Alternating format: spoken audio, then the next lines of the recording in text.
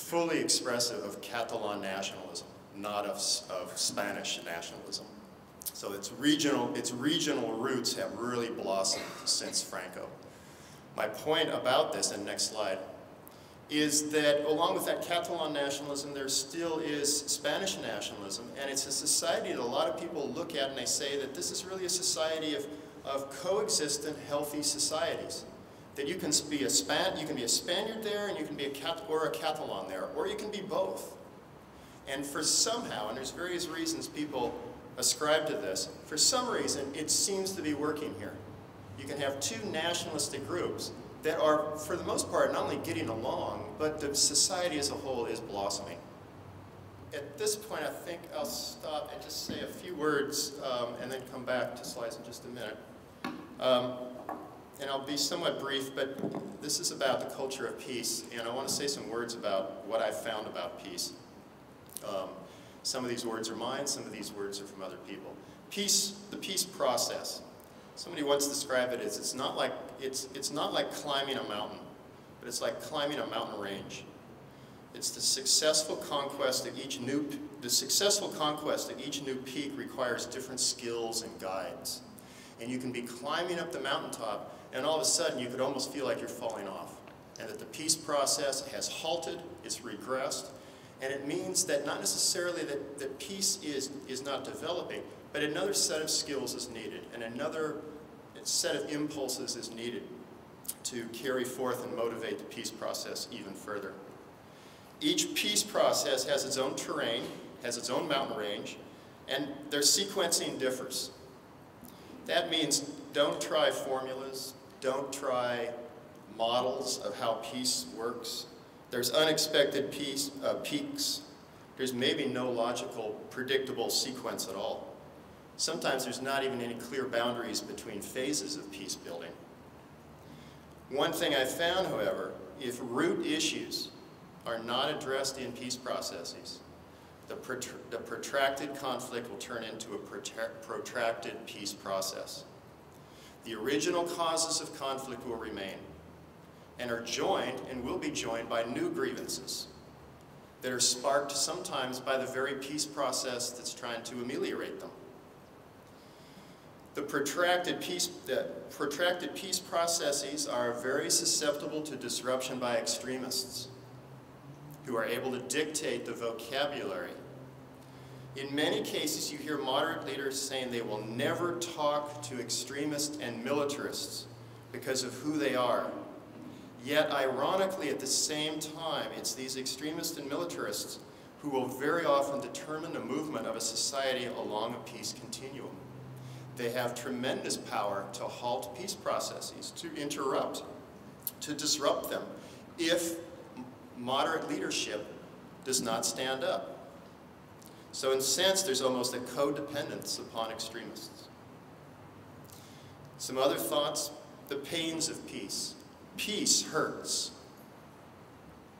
Being comfortable within a frame of hatred and violence is often easier. John Paul Lederach talks about these as generational identity-based anger.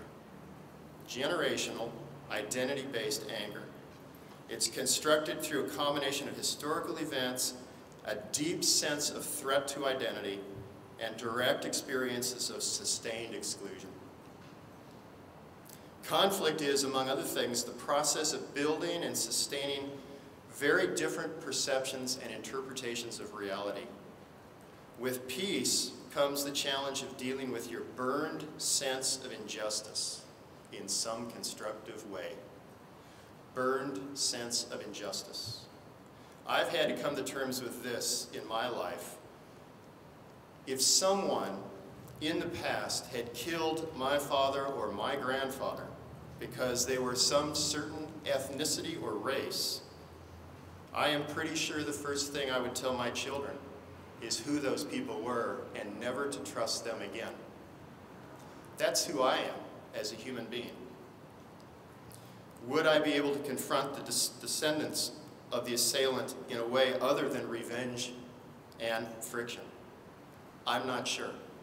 but I think every one of us as people and every one of us as members of a society have that incredible, almost seemingly impossible challenge to do, is not to pass on that burned sense of injustice.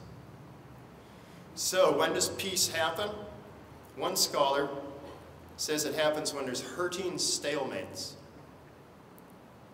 The scholar uses this phrase to describe when societies will tire of conflict and try some peaceful alternative. I think it can also describe the challenges of peacemaking and its fits and starts that we see. Peace is not a friendly embrace and mutual trust. It's not a sentimental happy ending or brotherly love, but rather, in this person's view, a clenched teeth compromise. It does not happen overnight, but it develops incrementally and experimentally. At times, we don't even know whether it is indeed peace. It certainly doesn't feel like the peace that we always dreamed of. There's no overt violence on the one hand, and that's great. Look at Belfast. But it doesn't feel like that full-fledged peace that we always thought was going to happen. Also, peace in these places has taught me about time. I was a typical American going into this research, and I thought it might take almost maybe 3 years at the outset to solve some of these conflicts. But when one is immersed in these things and you think about them a lot, you adopt a much longer time horizon about how peace develops. And one talks, rather than it might happen in the next 3 years, you talk about maybe my lifetime or maybe my children's lifetime. Peace unfolds very slowly and is always susceptible to disruption. Yet this longer time horizon, it does not feel to me like resignation or pessimism. It feels like realism. It feels like a reality that accommodates the utter complexity and the meaningfulness of these conflicts.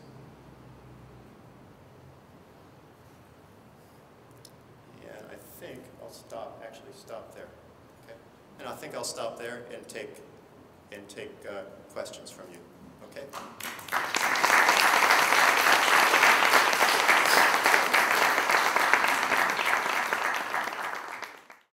From your research, is there enough resources for all the population in the world?